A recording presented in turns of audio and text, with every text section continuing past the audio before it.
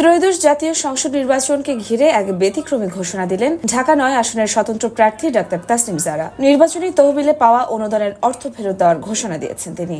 মঙ্গলবার রাতে নিজের ভেরিফাইড ফেসবুক পেজে দেওয়া এক পোস্টে তিনি জানান, স্বতন্ত্র প্রার্থী হিসেবে নির্বাচনে অংশ নেওয়ার সময় যারা অনুদান দিয়েছেন তাদের মধ্যে যারা অর্থ ফেরত পেতে চান তারা নির্দিষ্ট ফর্ম পূরণ করে টাকা ফেরত নিতে পারবেন। তিনি উল্লেখ করেন, ব্যাংকের মাধ্যমে অনুদান দেওয়া ব্যক্তিরা একটি নির্দিষ্ট ফর্ম পূরণ করবে।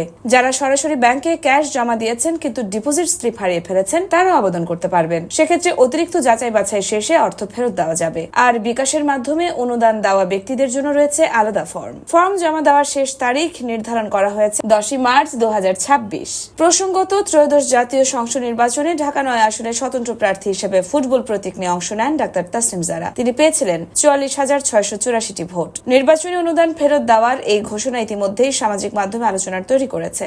এই বিষয়ে আপনার কি মতামত? কমেন্টে জানান।